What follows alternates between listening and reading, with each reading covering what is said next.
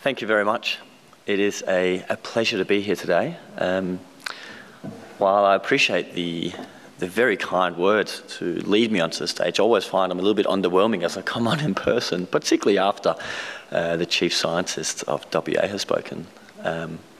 One thing I can do though is I can speak a somewhat of a local language. I wonder if anyone recognises these words. Mit navn Kristian, og jeg sulten og glæder mig til frokost. Does anyone recognise that? Oh, there's one hand up at the back. Well played.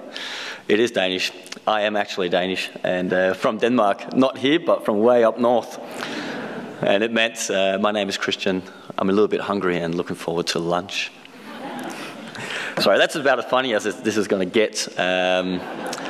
I am presenting on macroeconomics, so bear with me. You will see some charts. I will try to make sense of them, and hopefully you will have a few key takeaways. Before I do that, though, I do want to take the opportunity to thank Kate and Belinda and the SEGRA Steering Committee for organising yet another fantastic conference, and congratulate them on this being the 20th conference, 20 years running. So well done and congratulations. 20 years ago, I didn't even know Australia existed, let alone could I speak the language. So it's quite amazing to be standing here for the third time. And it's a privilege and an honour, and I hope I give that due respect in the next 20 minutes. My presentation today is right there. It is going to focus on navigating uncertainty, and it ties in quite well both with the theme of the conference and the presentations we've already heard before us. The theme of this conference is naturally stronger regions, realising the potential. And to realise that potential, as we've heard in the two presentations before us, we need to be innovative and we need to invest in the future. Now, what I want to talk about is one of what I believe are the key impediments to us being innovative and innovation and investing in the future. And that is our ability, or lack thereof, of managing uncertainty and navigating in an uncertain world. When you look at uncertainty, there are many, many triggers of economic uncertainty all around us today. In the last few years, and at least we've seen Brexit, that's only a few months ago. There was, of course, the GFC. The US federal rate hike is causing a lot of economic uncertainty at present. So is the precarious situation of the Chinese economy. Now, this is all very big macro-global. It's not just a big macro-global situation, though. If you look at regional Australia, you also find that there are plenty of triggers of economic uncertainty that is disrupting people's appetite to take on risk and be innovative and make the next big investment. Some of those include the policy changes that you're seeing in water allocations. We've got some huge uncertainty driven by the quick assessment to stop all live cattle beef exports, which was then changed again. Same thing with the greyhound racing industry. Also, uncertainty comes from technological development. So while innovation is all very well and good and essential for the future, I think it's important to recognise that it threatens a lot of existing business models. And that creates uncertainty and a degree of risk adversity by incumbents in the industry. So I can understand, I can empathise with why there is uncertainty out there. But it is important that we manage uncertainty. And the problem is that if we don't manage uncertainty, then we're not investing in the future. When we went out and asked the top CFOs right across Australia, to what extent do you agree that current levels of uncertainty are holding back business investment? The answers that we got back were quite shocking. What that chart shows here is that 80% of Australia's top CFOs are actually holding back on investment at the moment due to the current level of uncertainty in the economy. Now, as I said, investment is the seed for our future economic growth. If we don't invest today, then we won't have any infrastructure, any capital, any machinery and equipment, new ideas upon which to prosper in the future through increased productivity growth. And if we don't keep increasing our productivity growth, not only will we fail to continue to enhance our growth and living standards, we're also going to struggle to actually maintain our current living standards. And this is a point that's not discussed very often, and that is that we are right now, today, in debt heavily right across the Australian economy. And that's not a bad thing, as long as we can maintain service and repay that debt in the future.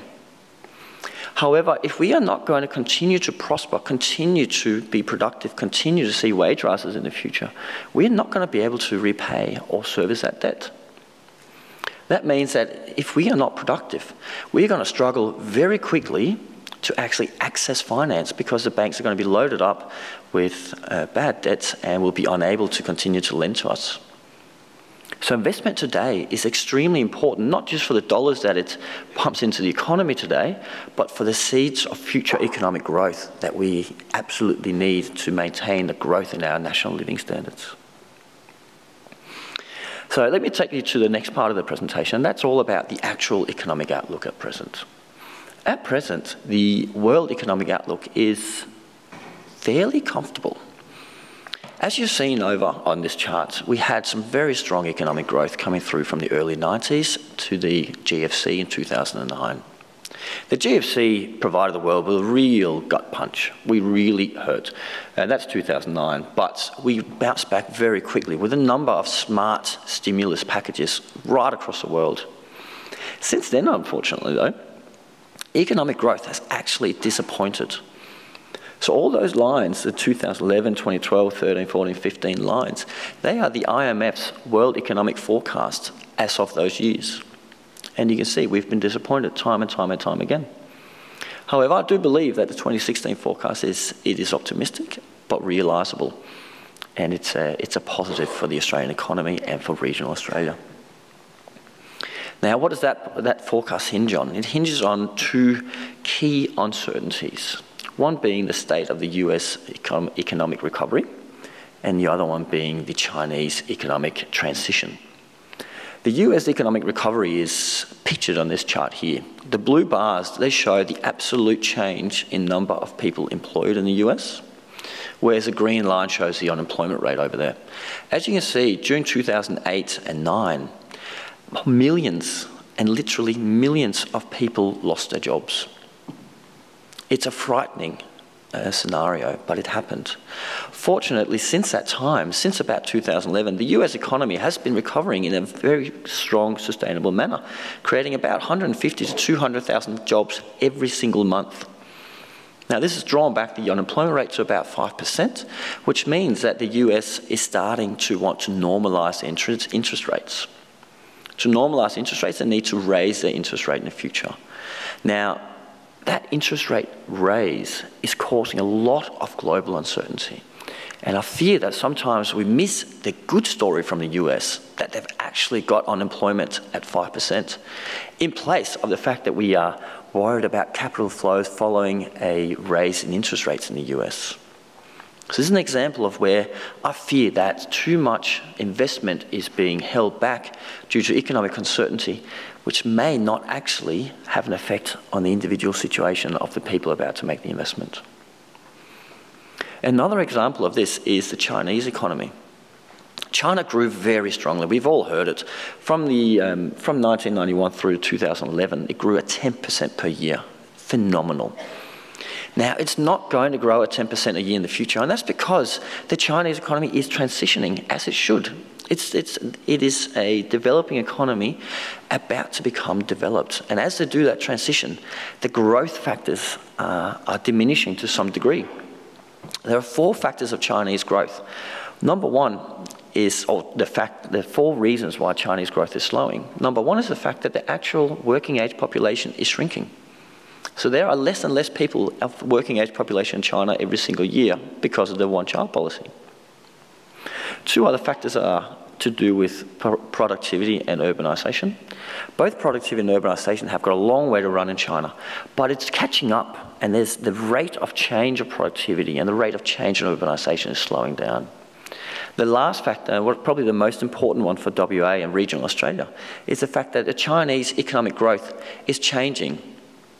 China doesn't want to continue to grow based on investment, it wants to grow based on consumption. And that means that the products and services that China will be seeking from Australia will also change in the future. However, as they make this change, you would expect that there might be some hiccups along the way, which is what we're seeing at present. So Chinese economic growth we're expecting 6.3% on average in the future. They actually achieved 6.7% as of the September reading. Is actually a very good outcome for the economy. Of course, it can fall over. Of course, there can be potholes. However, that's not the baseline expectation. Now, what does all this mean for Australia and the Australian economic outlook? It means, of course, that the Australian transition out of the mining investment boom towards the mining production boom and export boom is continuing. The mining boom had 3 phases. One was the price phase. We heard about that earlier. We were getting paid $200 a tonne for iron ore. Now we're only getting paid about $55 a tonne. Second phase was the investment phase. That's where we had all that beautiful investment coming through in WA. At the peak of the investment phase, which is the green line on the chart behind me, we were spending $100 billion in a single year. Now that's 2 NBNs in just 1 year. That was never going to be sustainable. That was never intended to be sustainable. As such, we are exiting that phase into the production phase. Now, the effect that this has on the economy is different from state to state to state. The states that are most directly affected are, of course, the mining states, and that's WA, and it's the Northern Territory, and it's Queensland. This map, or this chart behind me, it shows gross domestic product, or gross state product for the states, in the bars, so the solid bars. And that's a traditional measure that we show economic growth, and it measures how much has the economy produced in the last period. The period in question here is 2016. Now, despite this big transition in the Australian economy, we are actually producing a lot. So you can see WA, we're actually producing about 1.5 to 2% more in 2016 than it did in 2015. And that's largely because of all these, this great volume of iron ore that we're exporting. However, importantly, the population of WA in general doesn't see a lot of the benefits from iron ore being exported from the Pilbara through to China. And the way that we capture that is in the light blue lines on this chart. And those light blue lines, they represent state final demand, which is actually the amount of expenditure which has been undertaken in the economy by consumers, businesses, and the government. So it excludes the international sector. And this is what hits, this is what we live in, this is what hurts us and what affects our hip pocket. And here we can see the real effect of this transition for WA and Northern Territory. The amount of domestic expenditure in WA and Northern Territory has actually reduced significantly in 2016 compared to 2015. And that's a sober reality check. And it probably reflects a lot of what people are actually feeling in regions, which doesn't necessarily get reflected in the high-level statistics that you see when you're looking at GDP growth and economic growth. Now, the upside to this is that we are actually in a position where we have some strong economic fundamentals to build upon for the future. And that's shown by this chart here. One of the key drivers of economic growth and investment is the interest rate, because that measures the cost of funding across the economy. Now, the interest rate was lowered by the RBA very deliberately way back from 2011 to try to mitigate the damage that will always going to be caused as we transition from the investment to the export part of the mining boom. As the interest rates fall, the cost of debt falls, and so we're able to invest in the future, invest in opportunities that are arising. Another key positive for the Australian economy at this point in time is the exchange rate. As you can see, way back in 2011, the exchange rate was at parity and above parity with the US, and that was crowding out a lot of export opportunities for sectors outside of mining. Since we've moved into the production phase of the mining boom and we've decreased our interest rates, we've also seen a significant depreciation of the exchange rate. Now, this depreciation is of 35%. So that's another way of looking at that, is to say that our exporting companies have actually just achieved a 35% margin increase. That's tremendous. The competitiveness of these companies is vastly improved given these exchange rate conditions. As you can see from our forecast, we're actually expecting the exchange rate to fall by another 5 percentage points or so. So what does this all mean if we look at it by an industry split? These industries behind me, that's the 20 industries that are measured by the ABS on a regular basis. The light blue bars, they show industry growth on average per year from 2010 to 2015, while the dark blue bars are showing expected industry growth on average from 2015 to 2020. You'll see the two real big movers is property services and construction. The reason why they're moving is because of the house price boom and the house price investment boom that you're seeing on the East Coast in Sydney, Melbourne and Brisbane at present. That's boosting house prices right now and investment therein. However, we don't see that as being sustainable over the next 5 years. So we will see a slowing of those sectors. However, importantly, these are not sectors, or these parts of the construction and property service sectors are not that closely aligned with regional Australia. Rather, the sectors that I've selected here as being regional Australia focused are actually the mining sector, the health sector, retail and wholesale, education, agriculture and manufacturing. The mining sector I've gone through already, and of course they are slowing a little bit because we are achieving we're achieving record volumes of mining growth at the moment. But where I see the opportunities for regional Australia for the mining sector is not in mining exports as such. It's much more in infrastructure maintenance, asset maintenance of the big plant, the big mines, all the infrastructure associated with that. So I do believe that there is still a lot of opportunity in the mining sector for regional Australia. It's just not in building new mines. It's in maintaining this huge additional capacity that we've built over the last 5 years. Health is interesting because health is obviously, it's a very defensive sector and it grows by it's driven by the grey boom or the grey economy growing. But what's more, and what's really interesting from a regional perspective is the way that we can interact the technical or the digital revolution with health and the ways that we are able to provide e-health in the future. Now, I'm finding it very difficult to choose which spotlight session to jump into after lunch, but I'd love to jump into one of the sessions where we try to align the economic fundamentals with the changes in technology and see, well, what sectors are we going to see growth in the future? One of my bets is on health. Another one is wholesale retail. Wholesale retail I've highlighted because, again, the opportunities associated with social media is huge, I believe, for regional Australia. And that is because through social media, through direct channels to market, we're able to change the business model of most primary producers so that they are accessing the customer without having to deal with a middleman. So the world I'm envisaging here is the world where the power of Woolworths and Coles is significantly diminished. A lot of that power will go to the actual farmer. Similarly, the power of people such as Fonterra and Goulburn Marri will also diminish as you can start communicating directly with the customer. You can start creating a brand directly from the farm to the customer. You can organise logistics from the farm to customers or through a wholesaler if need be. So I see a lot of opportunity in retail and wholesale for regional Australia. Education is another one. Professor Klinken touched on it before. The international education sector right across Australia is massive. It's $18 billion worth every single year. Now, there are quite a lot of universities which are based in regional Australia. Being from the East Coast, I think of Armidale, I think of Bathurst, I think of Albury-Wodonga. I'm sure there are some on the West Coast as well.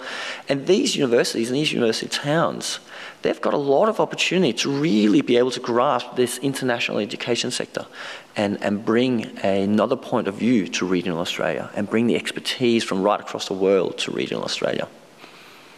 Finally, there's agriculture. The agriculture boom is really going hand in hand with the boom in China as it shifts from investment through to consumption. And I'm sure we all know the idea of the mining boom to the dining boom, but I do believe that. I do believe it's true.